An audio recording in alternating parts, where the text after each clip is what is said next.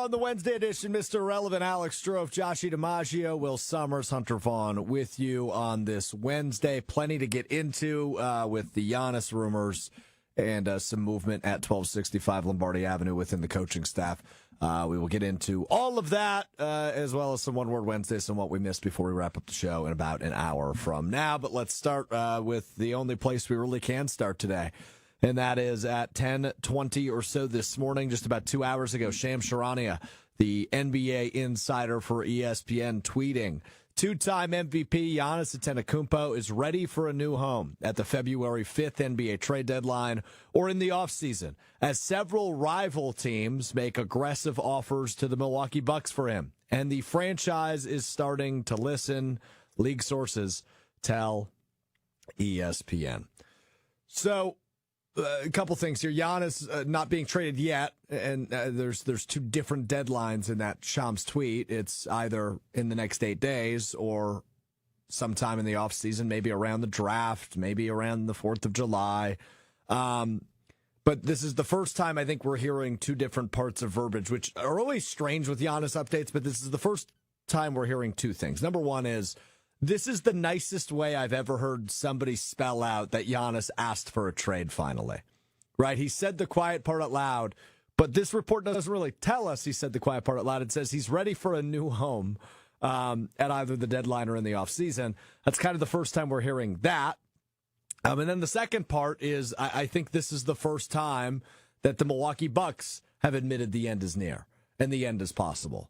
Right, all the verbiage that I think we've heard in reporting throughout the past is maybe that, okay, yeah, Giannis could be interested in New York or he could be interested in a new destination, but we've never really heard the verbiage exactly said that the Bucks are listening.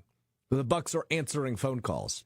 So this is the first time that I think the Bucks have out loud, at least through this report, admitted that the end is near when it comes to Giannis Antetokounmpo, which is sad, obviously, but throughout the years, you've made as many moves as you can to get this team over the hump. You do that in 2021. Then you try to add on to that window by adding Damian Lillard. That backfires, and this offseason doesn't work out. And, Giannis hasn't really been on the court that much this season. He will not be eligible for All-NBA honors this season for the first time in his career. But yeah, you're 18-27. You're out of the play-in. You're not good this year. This is not a good basketball team. And if we've learned anything about Giannis, I've said this many times. If we've learned anything about Giannis, number one, he wants to win, and loyalty comes after that. But winning is his priority. And we're at a point now where it doesn't seem like there's a whole lot of winning in the near future for the Milwaukee Bucks, as Giannis is still maybe at the back end, but still in his prime. And to hear he is ready for a new home and the Bucks are listening, this is a monumental day in Milwaukee Bucks history, because it's the first time that both sides have been reportedly on the same page. And that is, it's time to start writing the next chapter of Milwaukee Bucks basketball, whatever that looks like. And that sucks. That sucks big time. Josh DiMaggio's here. Joshy, I've never read anything normal when it comes to Giannis reports. Mm-hmm. He clearly asked for trade. That's what this is saying. Yes. Yeah, it's just, I think Giannis was careful Giannis and his agent were careful on the wording that got out. Because he really, as much as he claims he likes to be the villain, that's very clearly not the case. And I don't even know if he is an actual villain in this case. I don't think Milwaukee Bucks fans resent him all that much. I do think the way things have gone in recent months has certainly built a level of animosity that could have been avoided. Mm-hmm. I think the whole booing the fans back, the uncertainty about his future, the way he talks around everything, the fact that he put to words, I'm never going to ask for a trade, and then he did pretty much exactly that, but is making sure his ass is covered by having Shams do the reporting in the way with the vocabulary he would like. That to me is, I find it kind of chicken bleep. Just say it. We understand it. We know what the Bucks team looks like. The team's so good. Yeah.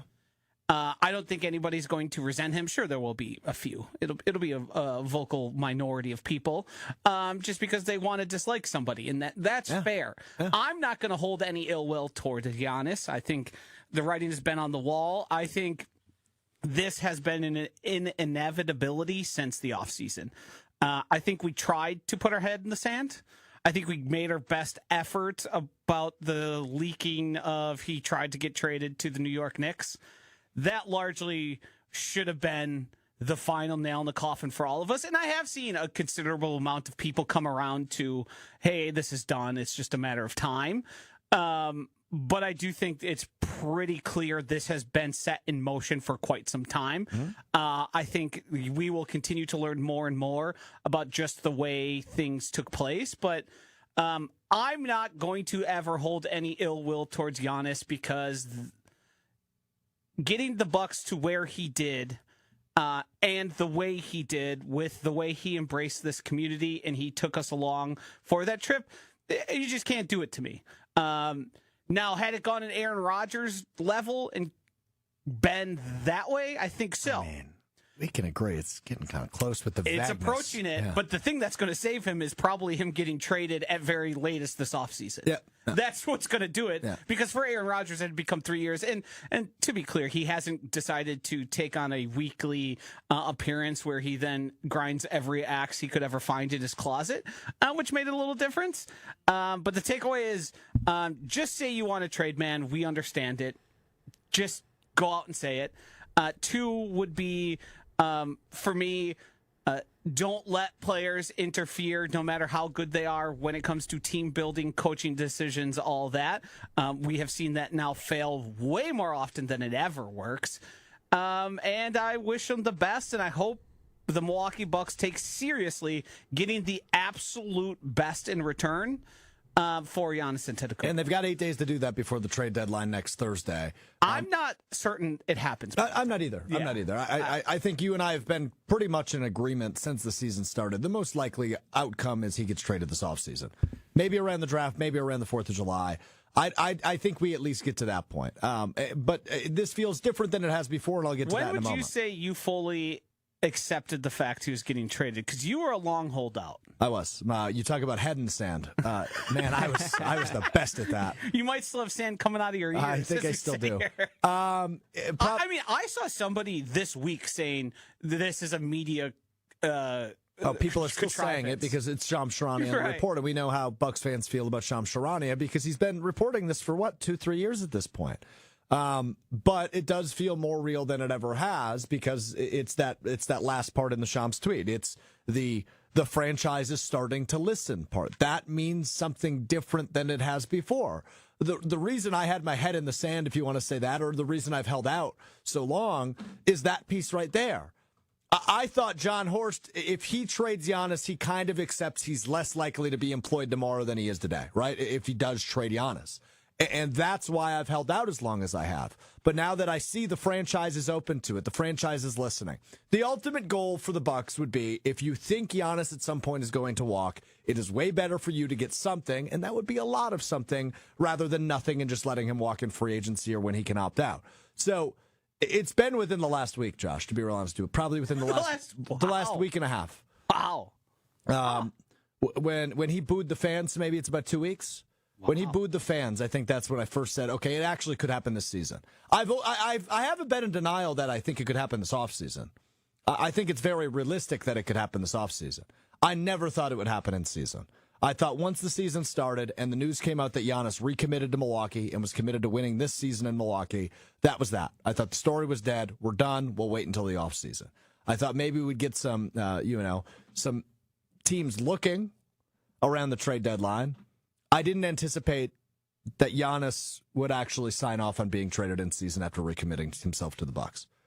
And so that's why I was probably one of, if not the longest holdout on the idea of Giannis being traded, because today's tweet, it's as real as it's ever been. Both sides in that tweet are recognized. Well, and also for it to be the announcement that it is, this has been in motion now for a while. I think some people are connecting it back to the Oklahoma City Thunder game. I think if we start to now, and there's a bit error in doing this, but the whole announcement of an injury before there actually was imaging done, and then an announcement of out indefinitely, I think that's probably when this started, right? because he diagnosed himself right away. And like there is an aspect of, he knew it was his soleus. He experienced the exact same injury. Right. But there is also the weird way before, like almost to a person, athletes say, well, we're going to have to wait for the imaging. They don't give you the full timeout and the details. No, they do not. Unless there is a motive behind the times they're out. See, I sort of disagree with that. Okay, and we might never see this, but if Giannis gets traded, do you think it'll be 4 to 6 weeks when he next touches a court? Well, he's already eliminated from All NBA, and he acknowledged that he was playing injured throughout, since he came back to when he went back out last week. So no, I would imagine he's going to rest as long as he needs to feel fully healthy and actually gear up for a playoff run with his new team. I wouldn't be surprised if that timeline gets shortened and we see him back on a court if he does end up. I would be surprised by that. I wouldn't. I would. I think a lot of what's happening now is the Bucks protecting an asset. I think the All NBA thing matters to him. I do. I'm sure. I think accolades matter. Obviously, I think winning matters more. But you have to frame it of he's going to a new team. He's going to want to help them win and get them into better position. I can probably tell you pretty confidently whatever team he's going to is already winning.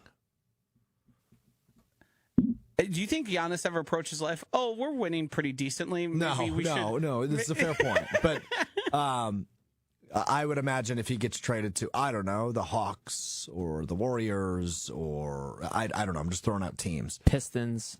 The teams that are winning. The teams that are, in the 8th seed in the conference are not in on Giannis. This is going to be a team that is going all in for a championship this season. I thought this part was interesting, as did you, Joshie, from the Sharania article at ESPN.com, which dives into this a little bit deeper. Sources said Antetokounmpo has informed the Bucks for months that he believes the moment has come to part ways after 12-plus years together, making a trade increasingly possible. And this dates back to the Knicks thing. Yeah. Which was reported after the season started, so it was a little bit weird. But it had taken place prior to the season starting. Right. Yes. Right. Which, how do I approach this? How do I say this correctly?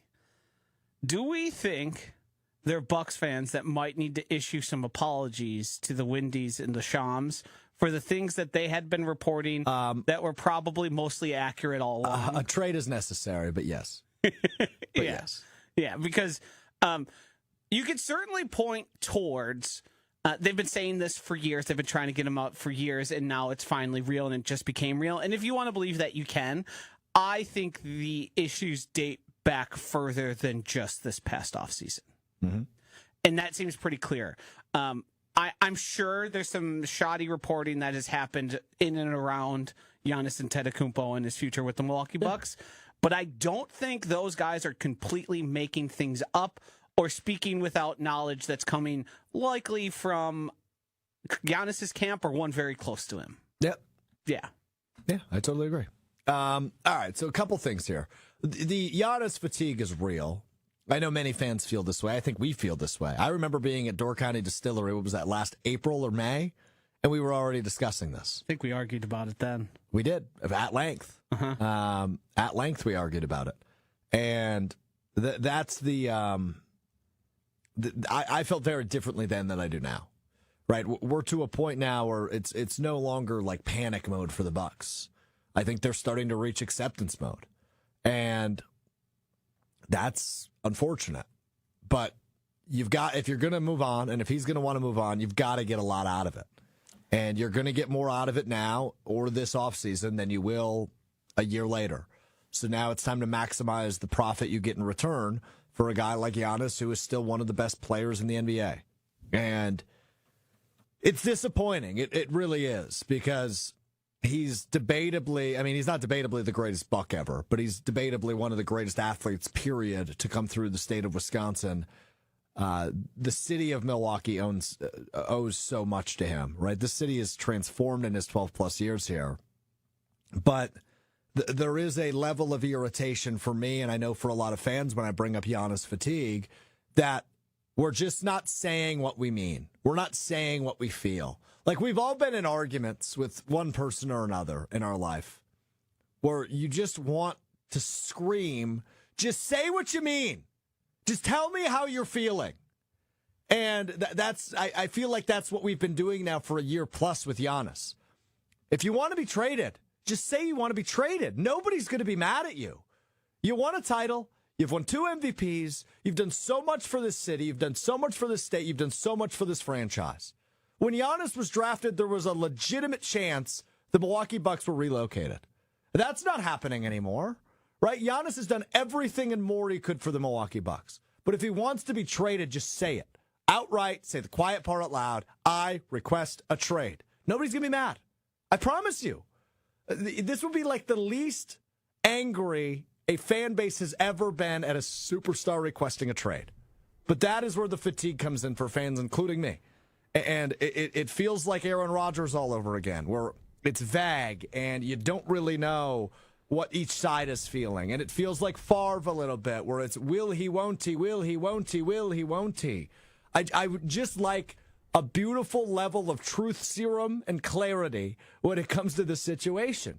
Just tell us what you mean from both sides, right? Like the Bucks, okay, they're listening. Now, listening matters. Acting's one thing, listening is another. But listening matters, and that's why I feel differently today than I even did 24 hours ago. But when it comes overall to this situation, I want the Bucks to say, yes, we are fielding offers for 2-time MVP and Finals MVP, Giannis Antetokounmpo. Just come out and tell us that. If Giannis wants to be traded, post it on your Instagram story, man. I've done everything I can. I love this city. I love that this is home. But the time has come. I request a trade. That's okay. Just say it. That's all I'm asking for, and that's where the fatigue comes in. Hunter, go ahead. Yeah, like, to just reinforce that as a fan, like, I will always be thankful for Giannis for being able to call my dad when he was 11 years old, when the Bucks won that first title, and then get to have that phone call with him of like, oh my gosh, they did it. Like, they actually got another title, when he and I always said for years it's never going to happen. So, like, he needs to just say it. This is where he is starting to become a villain for me, because I just don't want to deal with this. Like, he's afraid of what happened to LeBron in Cleveland and the jersey burning, so he's trying to keep himself and everyone else, like, protected. It's like, no, it's okay. Like, we understand what the NBA is. He needs to not worry about what happened to LeBron, because unless he does a national TV program to announce his decision, no one is going to hate him as much as Cleveland fans hated LeBron after he left for Miami. Yeah, I agree with you. And I don't know if I agree on the villain part, but, he said it last week. He's like, yeah, I'm embracing being the villain. If that was true, I think this already happens. And again, I don't think the overall reaction to Giannis officially announcing he's requested a trade would be negative. I think it would actually be a hefty majority positive, which is unique for a superstar of his caliber. I mean, for the savvy, I think we all recognize that's what that was. Yeah. I'm sure people will bury their head in the sand, the phrase of the day. So props to me for not doing that. But I'm certain there will be some of them. But I think the majority of us who have consumed sports media and the transactions all recognize what exactly that was. Yeah. I don't think it, even though they didn't say it, it didn't leave a whole lot of room for interpreting it any other way other than Giannis and his agent's desire to not have it said that way. But I just don't get it. But we're going to get bogged down in that detail. It doesn't really matter. I think it's important. I think it matters in terms of, like, the way things have gone for the past calendar year, and my agent doesn't necessarily. Yes, he works for me, but it doesn't mean he speaks for me. I want to be the villain thing, like. It's all trending in a way where he seemed to be ramping up the I'm going to have to finally request the trade. I guess the part I'm curious about is you have 8 days until you have 4 months, right? So you have 8 days to either trade him or not trade him, and then you have 4 months to try to convince him this isn't over. Roughly June, right? February to June is roughly the timeline the NBA draft is. I think mid to end June. You could trade him around then. And then obviously we know when free agency and trades and whatnot really pick up is right around the 4th of July. So you have 4 to 5 months effectively, if you do not trade him in the next 8 days, to say, all right, dude, we're going to do it all. And if we have you on this roster October 1st, we're slapping a big, hefty piece of paper in front of you, and there's going to be something in around the number of $60 plus $70 million that you're not going to get anywhere else. I know this is probably not the answer anyone or any of us want to hear, but it probably behooves the Bucks to extend this longer than the trade deadline. I think they gain leverage by not trading him before the deadline. Yeah, and I think it also, assets become more clear. Yep. People will have their seasons that tanked and will be willing to move on from players like they're. I think Atlanta's a team that makes a ton of sense because they own the Pelicans pick. They have young up-and-comers. They have a bunch of future picks. They're a team that makes a lot of sense, and there's a good chance they end up with the number 1 overall pick. There's plenty of other options, too, where the Bucks won't have to completely rebuild. Like, the Spurs are also a potential option. They have Stephon Castle, who you could get, and they own a bunch of draft picks. Like, there's a really good chance that the Bucks get a young piece and a bunch of future draft picks where we're not, like, completely sitting at the bottom of the East for the next couple of years. Can I say something? Uh-oh. Giannis ain't going anywhere. He ain't the guy. I tend to agree. I still think he'd be the guy in San Antonio. Yeah, that's Wemby's team. He would be for a year or two. That's Wemby's team. Yeah, you're right. Yeah. Year or two, you win a championship, though. Giannis and Wemby, though. Oh, my God. Is that a good team? I mean, I think so. It would just be freaky to look at. But there's just a lot of. My point was, pun intended. Is there enough room on the court? Yeah, right. It's 2 versus 5 practically, right? Like they're the Monstars. All right, I want to get to some of your comments. ESPN Milwaukee, ESPN Madison on YouTube. How you feeling after the Giannis news? Let's get to some of that. This is good for Matthew, and I think this is a good point by him. I would imagine this is your head out of the sand moment. If you want to chime in with when you realized this was realer than you wanted to believe, I would be curious when that moment was for everybody. And it seems like this was it for Matthew, who says, I think it was inevitable when we received news that his wife and kids are in Greece living and no longer in Milwaukee this season. That was certainly a notable point of this whole saga as well. Yeah, I think people wanted that not to be as meaningful as it was. But it was. Yeah. It was. And obviously... continues to be as they're not here, and that was obviously a sign, at least, that something could change this season, despite him saying that he recommitted himself to the Bucks for the 25-26 season. But that was certainly a moment for it, and I totally agree with you. I think the Jay Crowder piece of all of this is fascinating. Jay Crowder an hour ago quote tweeted Adrian Wojnarowski's tweet back from January of 24. And it was saying, breaking, the Bucks have dismissed coach Adrian Griffin. And Jay Crowder said, in all capital letters for some reason, we were 30-13, by the way. To bring in Doc, this is what started the avalanche.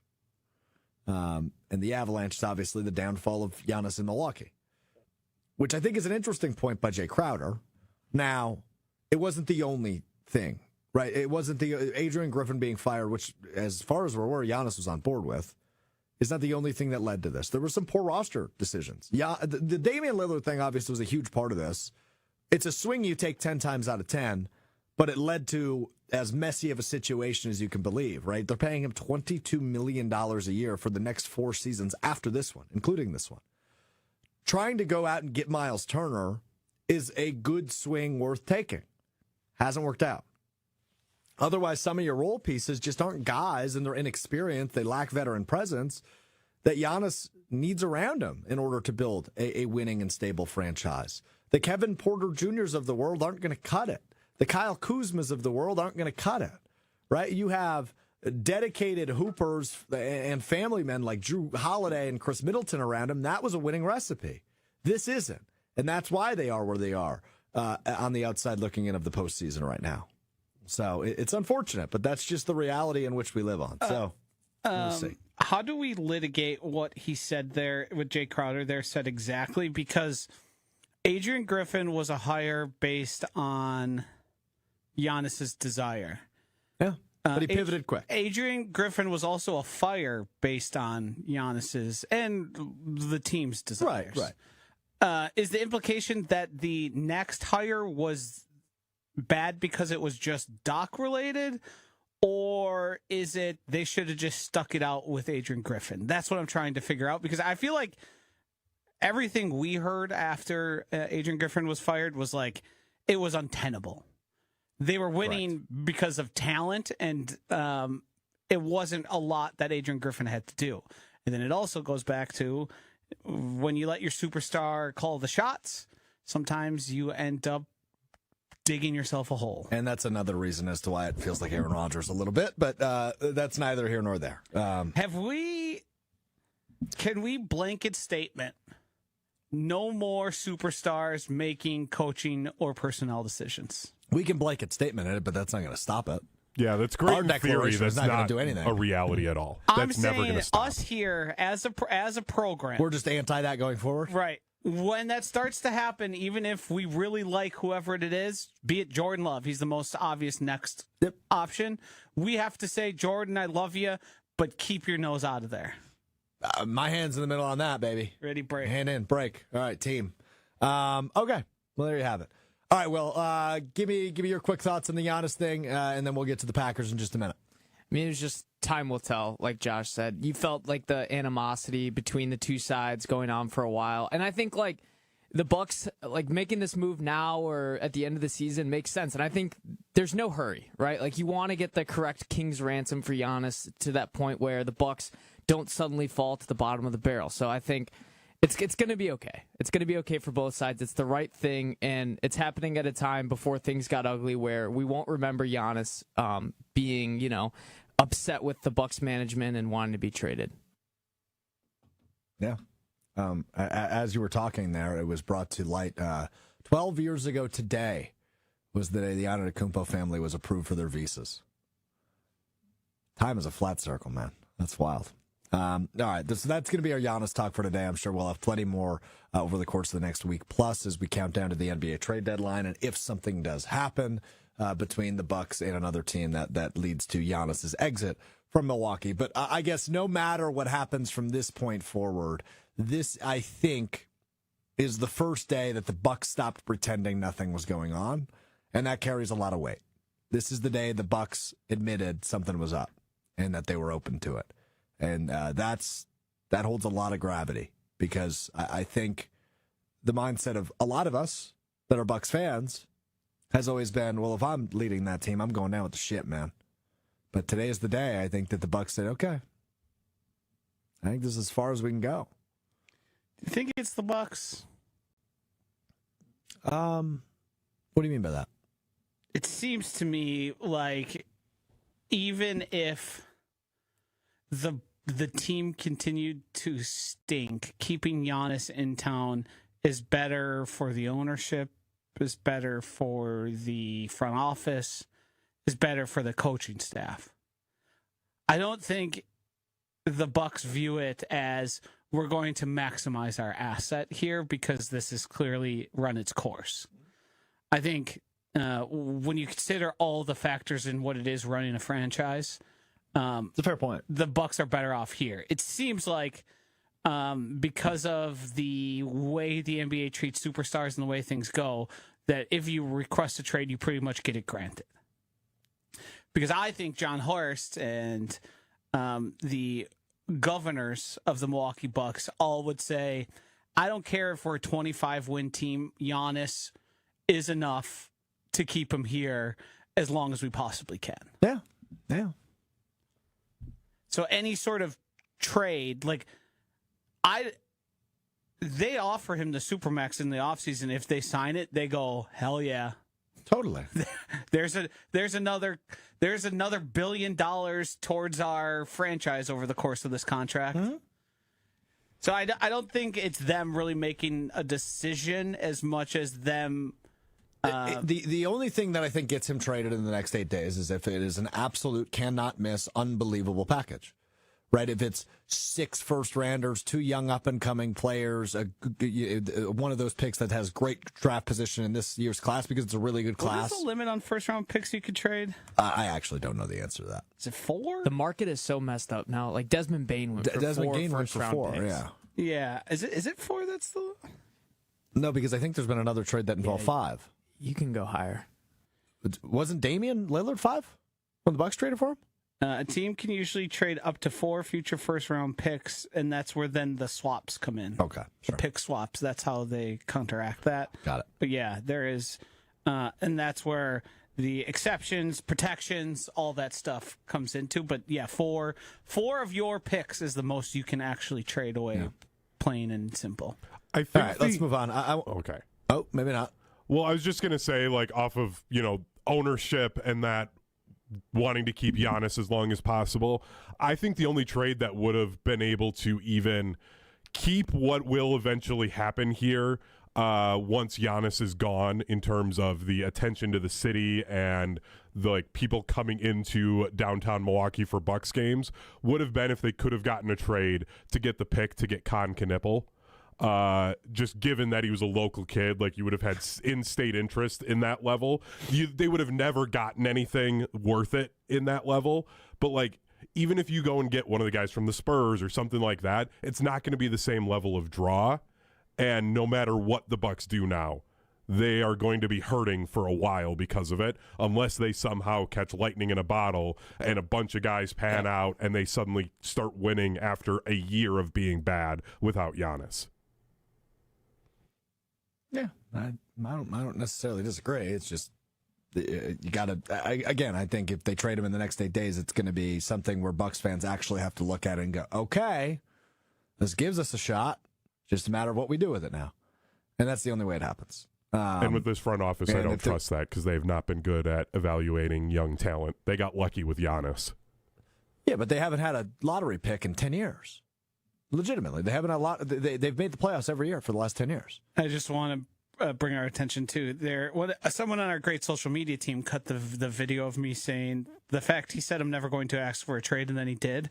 You want to know what the first comment is? Yes. But he didn't actually. I guess he's right. Well, he's also wrong, but he's both right and wrong. Right. People are going to cling to that. Yeah. They're going to cling. And if that's what makes you not resent Giannis and not go anti, be you. Go on with your bad self. But let's just look at one another and all agree that's what happened. Mm-hmm. I think we all recognize it. Yeah, I agree with him. All right. If you're watching us live on YouTube right now, ESPN Milwaukee, ESPN Madison, make sure you hit that subscribe button if you haven't already. You can participate in the chat that way as well. And you can also hit the notification bell. You can get notified anytime any of our shows, anytime any of our new shows go live. Has any trade request ever ready for a new home? That could just be interpreted not even as a trade. Maybe he's moving residence. This is what I'm saying, though. He's gonna. This is what I'm saying. He's gonna hit the people of Wendorf. Say, "Hey, I'm looking for some new digs. You got my back." He's moving from of buying Fox a property Point down in to Arizona. Caledonia. Wants to get out of the city. But guys, this is what I'm saying. Everything around Giannis is so convoluted and vague. We're never direct, and that's where and this goes back to what I whiffed about before. I don't know why it took me. I was looking at the video and Hunter's great work of the ready for a new home that he has on the bottom scroll there. I read it in the tweet, I saw it, but seeing it posted that way. It's not Giannis has requested a trade. He has requested a new home.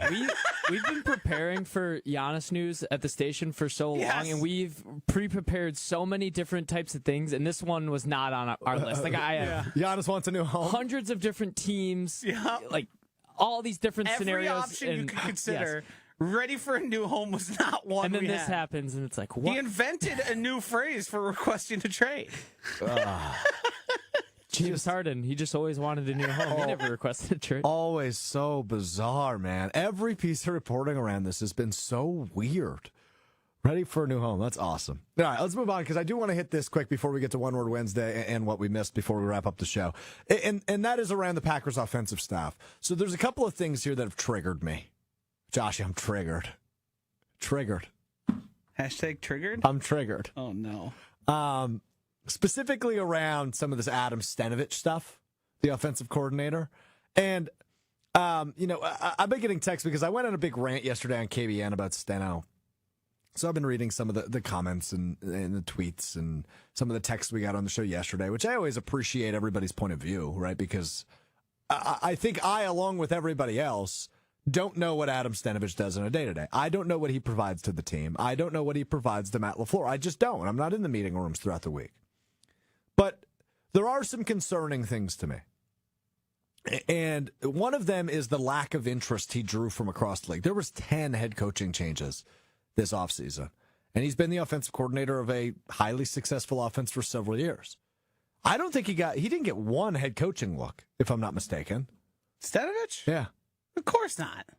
Well, that should be concerning when you're the offensive coordinator for several years of a highly successful offense. And then the other part of this is, Joshy, is if there's 10 head coaching openings, how many offensive coordinator openings does that give you? 10, but more, yes, actually more than 10, because like you look at the Chargers, they fired their offensive coordinator. You look at some other teams, they fired their offensive coordinator, not their head coach. The Broncos did as well. Yeah. Haven't heard his name pop up for that. All these teams. The Jets did. That was yesterday, so maybe we'll still hear his name. But regardless, we're talking about like half the league is in need of a new offensive coordinator, several, and actually a majority of which come with play calling opportunities, and we know that he got interviewed for one. He got interviewed by the Tennessee Titans. Yeah, I guess I believe there was a rumor about Miami. Yes. He never interviewed, but is my that understanding. might have been actually for a offensive line position. Would have been demotion? Yes. So, but my overall point here is, Joshy, is if the rest of the league is going, we don't view that guy as a real candidate. We don't view that guy as a guy that can come in and improve our team as we're looking to turn things around because we need a change at this position or at this coaching position. That should be a red flag. That should be a red flag for Matt LaFleur, who, again, my overall thing and overall theme of this whole offseason has been if you're going to make coordinator changes, and I think you should, it's because fresh ideas are necessary. I think we still have time for a offensive coordinator firing and then a cycle of hiring a new one. I don't think we're blocked out of that. I think you can say the lack of urgency may be concerning. But if we recall, Maurice Drayton was 2 weeks. I'm sorry. Yeah. The bottom line right now, you can see it on the TV right there. By Hunter, if you're listening on the audio side. Is Adam Stenavich getting a new home? That's really well done by Hunter. Sorry, continue. Maurice Drayton, I believe, was like one of the most obvious firings of all time. They were the worst. They improved greatly on punt returns from going from negative yardage to greatly when they made a change at the punt returner position. And I believe they were averaging then at the end of the season like 1.4 yards per punt return. It was something absurd, but it took Matt LaFleur 2 weeks. And you can point to this being a fault of his where he has a hard time firing people and moving on from people he probably deserves to.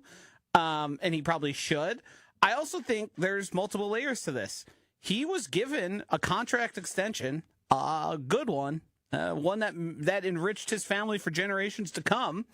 And it was reported that there was no stipulations put on him of staffing changes. Mm-hmm. Now, I understand why people like me and like you would be frustrated by that, because after you suffer a devastating loss in that way, potentially like a, changing of the times and the Green Bay domination of the Chicago Bears, you would like to see there to be wholesale changes and improvement and an addressing of the shortcomings of the season.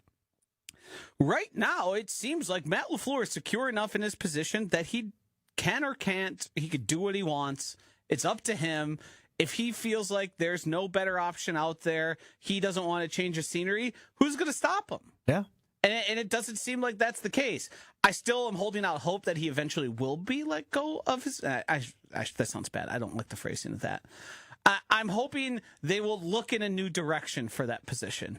I thought Adam Stenavich, he might be... You know how we say some coordinators, we're trying to make the case for Jonathan Gannon. Some head coaches are better just as coordinators. Maybe some offensive coordinators are just better as offensive line coaches. There's been dozens of guys who have made quite lucrative livings being really good at coaching that position. Mm-hmm. And maybe offensive coordinator's not the best spot for him. Do I think he has a future in the NFL? Almost certainly. I totally agree. There's enough success in and around what he's done to make a case for him. I do think the Packers would be better served to move on. But I don't think expecting Matt LaFleur to be in any rush, I think, is sort of misplacing a degree of anger based on all the facts we know. Yeah, I agree. I think you're spot on with this. Now, we will see. Obviously, the Packers have never been the fastest team when it comes to some of these offseason changes. But a couple of other assistant notes, have come through since Jonathan Gannon was hired over the weekend as defensive coordinator. This seems like a big get, but it broke right after the Giannis news, so I think it's flown under the radar quite a bit. That is the fact that the Packers have hired Bobby Babich as their defensive pass game coordinator and secondary coach. Bobby Babich has been the Bills' defensive coordinator each of the last 2 years. So at least as we're looking at it right now, the defensive staff has 3 former defensive coordinators on it, and one former head coach in Jonathan Gannon, who's obviously also a former defensive coordinator, is one of the 3. DeMarcus Covington, their defensive line coach, was the Patriots' defensive line coach. I can still say last year, right? Because the Patriots season is still alive? Sure. Okay, so last year, 2024, is when DeMarcus Covington was the defensive coordinator of New England. And now Bobby Babich, who was the Buffalo defensive coordinator each of the last 2 years. So that staff actually looks like it's coming together pretty well as it stands right now. They still have a linebackers coach to hire, so we'll see what they do there as 2 guys go with Adam Downard and Sean Duggan. They go with Jeff Hafley down to Miami. But that's a good get, it seems like, by Jonathan Gannon and Matt LaFleur in the back end of their defense and Bobby Babich. So that's good. That actually is a good sign of some of the assistant coaching news that there has been a lack of recently in Green Bay. So thumbs up there. We will talk more about the Packers, more about the future of Adam Stenavich, and more about the rest of the assistants coming up on Friday because we're running out of time and we've got a lot to get to in One Word Wednesday. It's been a big week across all sorts of sports, so especially the NFL. So looking forward to getting into this edition. Myself, Joshy, we will respond to everything Hunter's got on his list with one word, sometimes less, sometimes more. It's One Word Wednesday. I'm Mr. Relevant Hunter. The floor is yours. We're going to start with the Wisconsin Badgers schedule. So I broke down their schedule in the 3-month increments, and I want you guys, for your one word, to give me how many wins you think they will get in that month, okay? Starting how in many games? What? He's going by the month. Okay, I'm going to go by the month. So I'll tell you what games are in that month. So they start off their season on Sunday up at Lambeau Field, taking on Notre Dame on September 6th. Then also in September, they host Western Illinois, Eastern Michigan, and then they open up Big Ten play against the Fightin' Matt Campbells and basically Iowa State, but it's at Penn State for their first Big Ten game on September 26th. Two.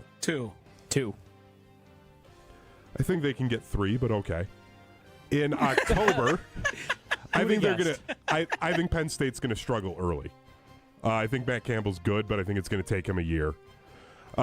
In October, on the 3rd, they host Michigan State. Then they'll have a bye. Then they are at UCLA, home against USC, and then at Iowa on Halloween.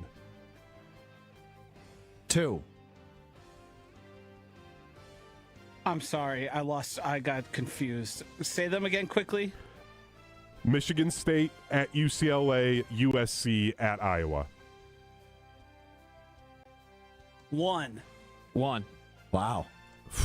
That one, they're winning 3 games in there. Michigan State's terrible. UCLA's terrible. Hunter, did you do this just so you could be optimistic about Hunter's already got them doesn't bowl care what we eligible. say. They're already bowl eligible. They'll be bowl eligible by Halloween. And then I felt like you were so frustrated, and now you're so optimistic. yeah, because Big portal this season. This schedule sets up really well for them. They finish up in November hold with on, 4 but- games. What can I just before we move on? What if Oh, boy. they just suck? Then I'll be Even right if there they on have the a more fire favorable- fickle. Yeah, like this is the make or break season of it. This schedule sets up well for them as we finish up here in November. They've got Rutgers at home, at Maryland, at Purdue, and then they finish up against Minnesota. All right. I am going to agree with Hunter. They're bowl eligible. I've got 2. 6 total. I've got 2. 2. I have them at 5 wins. You have them at 5. That was more You and Will have them at optimistic 5. than yesterday. I gave them an extra win. Yeah, Will and Josh had them at 5 and 7. I have them at 6 and 6. Hunter, you have how many in November? 12-0. I really want to give them 4 and a 10-win season. Oh, jeez. gotta be kidding me. I We think get on Strouf for being rose-colored glasses. They won 2 Big Ten games last You year. stomping on him. Colton Joseph is the truth. They're going to be much Oh better. my gosh. Hunter! Every starting quarterback they brought in the Fickle era hasn't made it through the first 3 weeks. Also, every This is other gonna be team is different. doing the exact same thing. This is going to be different. Remember? This is now making me feel nostalgic for last season when Hunter gave the impassioned they're going to be better at these easier games ahead, and then they just kept losing. Yeah, almost the lost to quarterback Middle Tennessee injuries didn't State. help that. Hunter Simmons really let me down. So, yeah, Badgers are winning 10 games. They're going to be a lot better. You're the only person who's ever said Hunter Simmons let me down. I think he did his best. Yeah. He did, was, but he that was was a- even worse than I expected him to be. He exceeded my expectations. that was a good exercise. I enjoyed that. What's next at Woodward Wednesday? We got to go to Mike McCarthy's introductory press conference with the Pittsburgh Steelers and this interaction when asked about a certain quarterback. Mike, Tim Benz over here from Trib Live. Question, just a football one for you. I'm not asking this from any other perspective except your own personal preference. In your best case scenario, do you want Aaron Rodgers back as your quarterback next year? Can we pause That's quick? nice Can we way he pause asked just real that, quick, right? real That was quick? slick. But I just want to throw out, as Mike just said, that setup to that question, unbelievable by this reporter. Like, so well done. Boxed him in. But he had to answer. He couldn't answer the question without answering the question. So really, really well done by that reporter, and he deserves a lot of props for how he set it up as Mike McCarthy gave him. Also, I mean, it's not like Mike McCarthy is a dishonest answer. He's great in press conferences. We will now listen to Mike McCarthy's answer on Aaron Rodgers. Thank you. I mean, definitely. I mean, I don't see why you wouldn't. But I think just like anything, knowing Aaron long enough, going through seasons, I think when players, to see Mel Blunt here, I mean, when guys are up at that stage of their career, they need to step away and decompress. I think that's very important. The game is so emotional, what these men commit to and what they put into it. I think that time away is important, and I have spoken to Aaron, and so that's really where we are there. But I was able to sit back and watch the games. I watched most of the Pittsburgh games on TV, and I thought he was a great asset for the team. There you go. There's Big Mike on Aaron Rodgers. I'm going to use this as my one word. Reunion. My one word is cute. I understand why he would want to restore his relationship with Aaron Rodgers. All Aaron Rodgers and Mike McCarthy do is accomplish another 9-8 season and a first-round playoff exit. I think it would behoove him and that franchise to look towards the future instead of trying to, in his year 43 season, he'll be 43 next year. He'll be 43. He'll turn 43 in December, yeah. My word's content. Mike just seems happy to be there. He also said he was excited about getting to work with Will Howard, and let's be honest, no one's excited to work with Will Howard. That's fair. The other word I would use is nostalgia. I just want this one last rodeo between this two. I would love that. Can you imagine late November, Steelers are playing a slop fest. It's an unwatchable game. Mike calls a play on 3rd and 4. Aaron hates it and screams at Mike. And then Aaron runs his own play and they come off the field. I'm really curious about this because the phrase time heals all wounds. I mean, these guys won a Super Bowl together, man. They achieved the highest of highs. Rodgers, as we know, though, was a petty guy. He was a big part of why Mike McCarthy got fired in season the way he did. Yeah, he's done the because Aaron Rodgers will never apologize for his previous actions. He'll just correct them. Yeah. And I think he's done a good job of showing his appreciation for Mike McCarthy for probably the mistreatment of past. I think he's more than happy to play for Mike. I hope it happens then. What's next? Last one, Bill Belichick did not get into the Hall of Fame. There were reports that Bill Polian may have sabotaged it as retribution He for whipped votes. for Spygate and Deflategate. But then he said, hold on. could not Yeah, here remember we go. 100% with 100% certainty if that happened. I think there's an important distinction there. The first person who talked to him, he said, I definitely voted for Bill Belichick.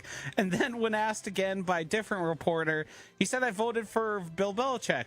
Well, with 95% certainty. Could not remember with 100% certainty if he voted for That's Bill what, Belichick. folks, that's what we call lying. Folks, that's what we call you don't deserve a vote. Nah, that's a tip of the cap. Whenever you do something you're not supposed to, you just the default setting is I forgot. I don't remember what He I did. basically pled the fifth. Abolish. It's sort of like when George H.W. Bush said he didn't know where he was the day that John F. Kennedy was assassinated. That was not the twist. Hunter gets it. I do. I wasn't expecting anticipating. it. My word is abolish, and that would be whatever system it takes to vote in Hall of Famers. I'm going to say cheater. I think he deserves to be in, but I think you also run the risk of having people then grind out their axes. I do think it's very interesting, and it's sort of gone under discussed. In the report about Bill Polian being the person whipping up votes against or to not vote for Bill Belichick, they explicitly mention his relationship with one Robert Kraft. Huh? It certainly seems like the implication there and the thing they want us to read between the line is there's a very powerful person who owns a football team that might have put in someone's ear, hey, make sure he's not first ballot. And you know who else is up for the Hall of Fame this year? Yes. Robert Kraft. Yes. My word's sympathy. What, people can't forget things now. No. Like, we're not all perfect. You forget a lot of things, Will? Yes. I do think there's a degree, and this doesn't get talked about nearly enough. They were illegally filming another team before the Super Bowl. Okay, but you can't They within reason. Josh, you can't set the precedent now. Like, baseball's at least been consistent. That's not what I'm saying. You jumped all over me for something that hadn't been said. Oh, wow. Defensive Joshy. Did. Defensive Joshy. No offensive, Josh. What I think is... Do you not know how to whistle? I do think a league like the NFL might have not made that as big of a deal as it probably should have been because of the PR nightmare surrounding it. And I do think that if you're somebody who says, I don't think they paid their penance, I'm going to stick it to you. We're all human. You'd like to say we're all better than that. But a guy like Torrey Holt, who would almost certainly be a Hall of Famer with 2 Super Bowls under his belt, he doesn't have a second one. Mm-hmm. Now, we can't say for sure that the Rams would have won that Super Bowl, but there is a degree of fallout here in other people who have suffered because of the things that Bill Belichick did. And I know people are going to Deflategate. Was it real or was it not? I mean, they called the guy the deflator. Does there need to be any more? The equipment guy was called the deflator. What else is that guy doing? Deflating. Linebackers are also It's just called an Mike inside Williams, joke, and their Josh. names Come aren't on. actually that. Like, I do think Bill Belichick should be in because his body of work is certainly more than the cheating. It is hanging over his shoulder. It is looking at you. Hey, you got this. But he's clearly, if not the best NFL football coach to ever live, one of the 2 or 3 best football coaches to ever live based on your personal specifications and how you want to downgrade cheating? You think there's a level of jealousy that he's got a 24-year-old girlfriend? No. Okay, just thought I'd I throw think that out there. most people relish in it because they think it's affecting his legacy. Oh, it is. Okay, let me rephrase the question. If he's not dating the 24-year-old, is he a first ballot Hall of Famer? I don't think so. Okay. I don't. I think that was, I think we got a little Game of Thrones, or what's the political TV show with the guy who's canceled now? House of Cards. A little House of Cards action. You do this for me. I do this for you. Will and I looked at each other when you said that, and we both went, I have no idea what he's talking about. I was waiting for Hunter, to be clear.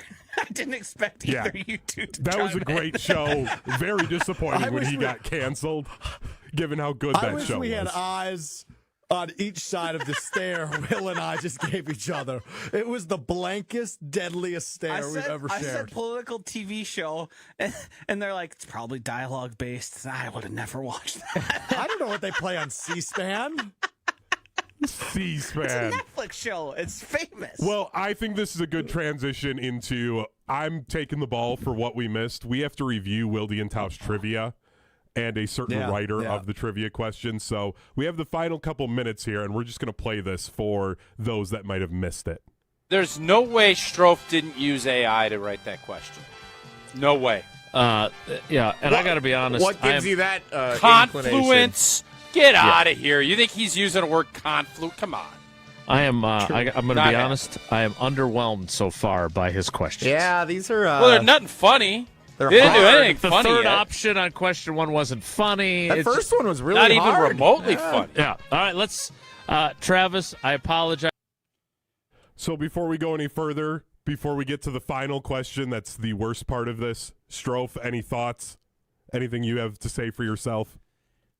Yeah, so Jesse texted me at like 8:15 this morning, as he does. He doesn't do his job. And he said, hey, I'm going to Stevens Point tonight. You want to write trivia questions about Stevens Point? God, he's so good at that. And I waited until about 9:30 to respond. And I said, when do you need it? And he said by 9:45. So he gave me 15 minutes. And didn't really give me an option. So, yes, I did use AI assistance. However, I had it write like a bunch of questions, and then I went through it. So question one was, Stevens Point, Wisconsin is home to the world's largest what? A, cheese festival, B, trivia contest, C, Oktoberfest. Trivia contest is the answer. I've talked about that many times, both on Wildy and Tausch and the other two. Or other shows. Question two. Stevens Point is located at the confluence, which I underlined and italicized. I'll get to this in a moment. Stevens Point is located at the confluence of the Wisconsin River and which smaller river? The Fox River, the Rock River, Plover River. The answer is Plover River. But in parentheses after the question, I wrote, figured Tausch would enjoy my insertion of the word confluence. The junction of two rivers, especially rivers of approximately equal width. Correct. So confluence, I added in. And so I edited that question because I knew it was a geography word that I could use. And I literally made a note in the question that said figured Tausch would enjoy the word confluence. And he actually ripped me for my use of the word confluence. We need to address true or false. You're aware that every third option of the first question is always supposed to be a joke. False. That was a major part of their gripe. Yep. I guess so. The other part, I guess it used to be true. I haven't produced that show in years. I've lived in Milwaukee a long time. I haven't written the questions in years. I used to know that. This is the first I remember of it, though. So are we aware as a group here that confluence, yes, does speak of rivers meeting and coming together. Confluence can also be used like a confluence of things. Of course, yeah, of course. Yeah. I just wanted to make sure because Will read that one off and it fits. It's apt. He was reading the definition in which I used it. Define apt. That was from my brain. Yeah. Define apt. Fit. Fit for. Sure. We'll give you that. Okay. All right, Hunter. Josh, there's just say I'm right. Hunter, there's more. Yeah, we got the final question. Because we just need to see Appropriate or suitable? Tausch's face here. Again, we will Can we review. get a Stevens Point Joe to write these questions or somebody else? I mean, Levi. Levi from Plover could have wrote right. Exactly. All right, question 3. Stevens Point is often referenced as being near the geographic center of Wisconsin. Which nearby city actually marks the official center of the state? I know it. Is it Marshfield, Plover, or Wausau? Nope, none of those are right. Uh-oh. They're not right. None of those answers are right. Oh, no. There is literally a flag in the center of a lake in Pittsville, Wisconsin. That is the center of the state of Wisconsin. Pittsville. Oh, no. So none of those answers are right. All right. They do go on to so discuss this your is, punishment, but yeah, we'll leave it there. I'm glad you think it's funny. I'll get to that. So this is my first time hearing this live. I apologize to Travis and Blue Mounts, who was our winner of Over-Under on KBN last week. So is he even eligible? I don't know. I don't mean to throw him under the bus. So yes, I AI'd this. And I figured it was roughly Plover because whenever I've explained Stephen's point to somebody that is unfamiliar with Stephen's point, and when I say I went to college there, I always say it's smack dab in the middle of the state, right? I like do the little hand mitten thing and I point right in the middle of my hand. So when this question came up, I said, oh, Plover makes a ton of sense because it's a little bit north. That would be a little bit like more centered. So that would make sense. Or maybe it's a little bit south, regardless. So bad by me. Incorrect. Bad by AI. Incorrect. Now, the punishment was they want me to write questions again tomorrow. So Jesse texted me in a group chat of, it was me, Jason, Tausch, Kyle, Ben, and Brad. And Jesse said, quote, while we at Wilde and Tausch appreciate the willing contributions of Mr. Stevens Point providing today's Stevens Point trivia questions, a lack of creativity and an inaccuracy has led to a verdict demanding a redo of the assignment for tomorrow's program.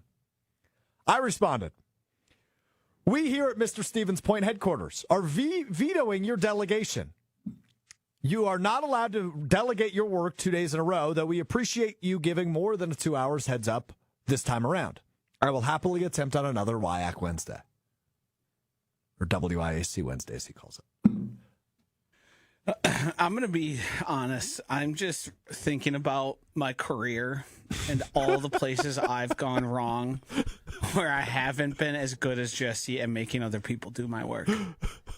The fact that I've taken on so many things and just done them myself is an utter failure. I have. Look in the mirror. I have to this point let myself down. Yeah, that's fair. That's fair. It is his greatest skill. Yeah, without a doubt. Without a doubt. It's truly remarkable. And as somebody that was managed by him for 3.5 years, man. It's unbelievable. I let it slide a lot. I'm not letting it slide 2 days in a row. Will, get ready, Buster. Things are changing. They already have been.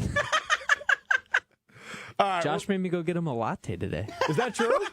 No.